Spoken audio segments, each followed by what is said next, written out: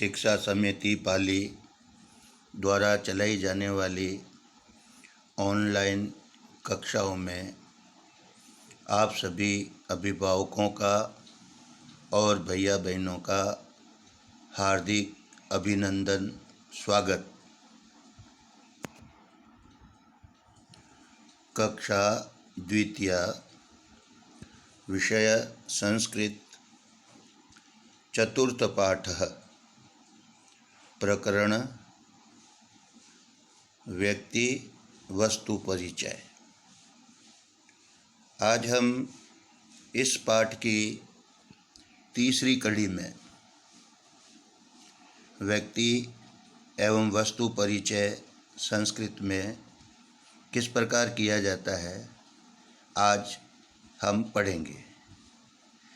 जैसा हमने कुछ पूर्व में अभ्यास किया था, आज वैसे ही हम कुछ वस्तुओं का परिचय प्राप्त करने का अभ्यास करेंगे।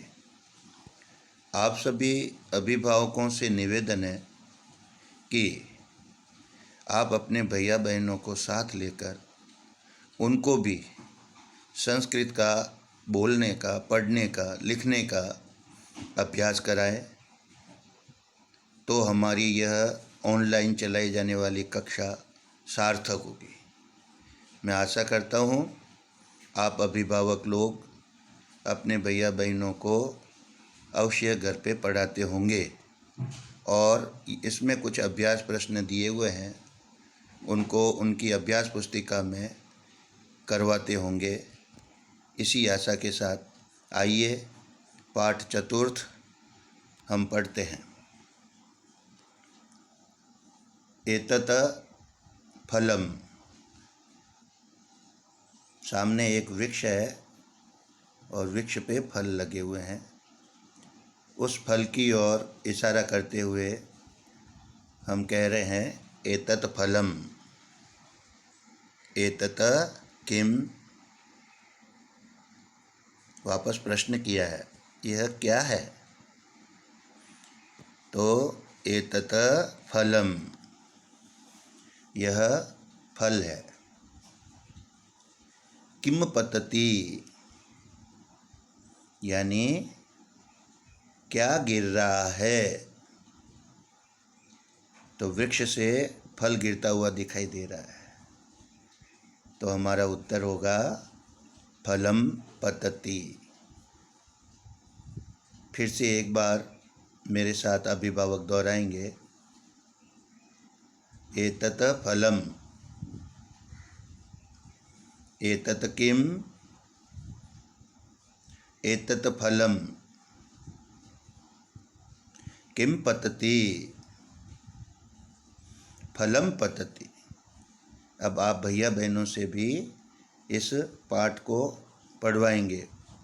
उनको भी आप पहले बोलेंगे, बाद में उनके द्वारा इस पाठ का बोलने का अभ्यास कराएंगे।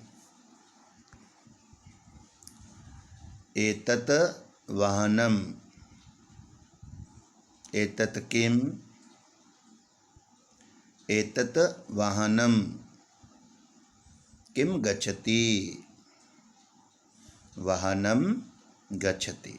जैसे सामने बस का चित्र दिया हुआ है, इसे संस्कृत में बस वाहनम या वाहनम ही कहते हैं।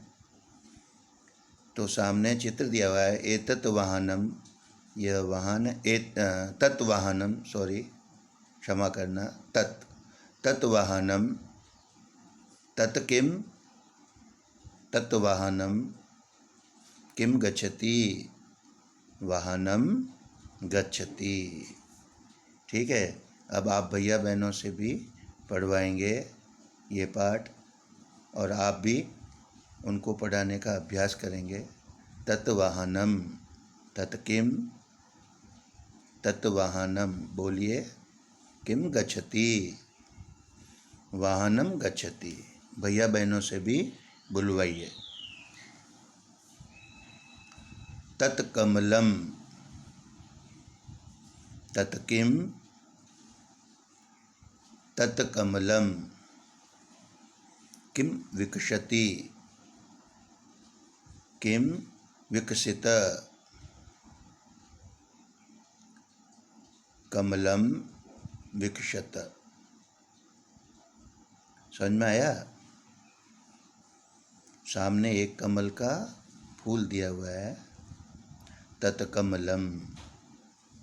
वापस प्रश्न करते हैं कि यह क्या है? तत्किम। वापस भैया बहन उत्तर बोलते हैं, तत्कमलम। किम विकसित, कमलम विकसित। ठीक है।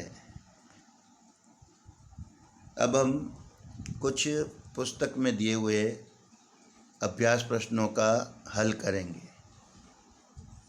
रिक्त स्थानें दी हुई है, उस रिक्त स्थानों में आपको उचित सार्थक शब्द भरकर उसकी पूर्ति करनी है। संस्कृत में ये इसे कहते हैं उचितई यानी उचित, पदई यानी शब्दों से, रिक्तः यानी खाली, स्थानानि स्थानों को, पूर्यतु यानी पूर्ति करना है। तो आज हम पाठ चतुर्थ का पहला अभ्यास प्रश्न खाली जगह करते हैं, उसका अ भाग।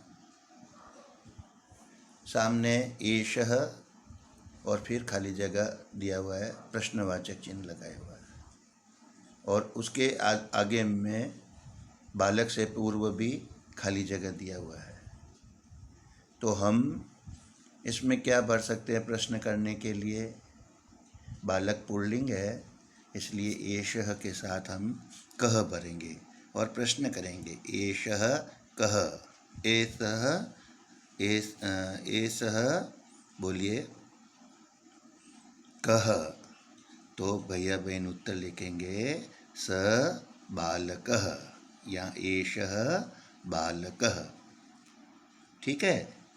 इसी तरह सह दिया हुआ है और फिर दूसरी खाली जगह में श्रीधर दिया हुआ है, यानी कि पुल्लिंग एक वचन संज्ञा शब्द के लिए प्रश्न करना है। तो हम इस खाली जगह में भरेंगे स कह। तो वापस दूसरी खाली जगह में भरेंगे स श्रीधर, क्योंकि पुरुष के साथ सह का प्रयोग किया जाता है और स्त्रीलिंग के साथ का प्रयोग किया जाता है, इसलिए यहाँ सार्थक शब्द है सह। खाली जगह कह और दूसरी खाली जगह में महेश दिया हुआ है, यानी महेश के लिए पूछा गया है। तो हम महेश पुल्लिंग है, इसलिए हम सह लिखेंगे और लिखेंगे स कह, और बाद में दूसरी खाली जगह में स महेशः ऐसा लिखेंगे। दर्पण यानी आईना, जिसमें हम अपना चेहरा देखते हैं, और दूसरी खाली जगह में कह लिखा हुआ है। ठीक है। तो उसको ध्यान में रखते हुए पहले हमें उत्तर वाला पोर्शन बनाना है।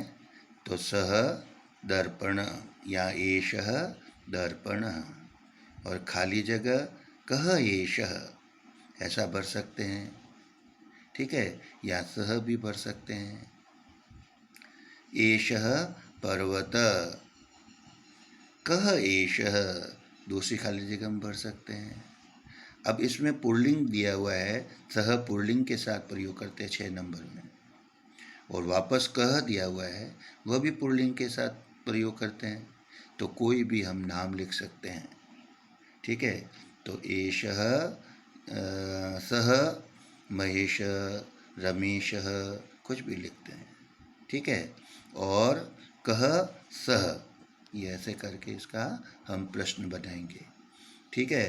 तो इस प्रश्न का उत्तर मैं आपकी सुविधा के लिए दे रहा हूँ। ठीक है। तो इन प्रश्नों के उत्तर यहाँ पे लिखे हुए हैं। एषः कः, एषः बालकः। ये जो ऊपर प्रश्न था उसका पहले का उत्तर ये है। इसी तरह दूसरे का स कः, स श्रीधर। इसी तरह तीसरे प्रश्न का उत्तर सह कः, स महेशः। चौथे का उत्तर एषः दर्पणः। एषः कः?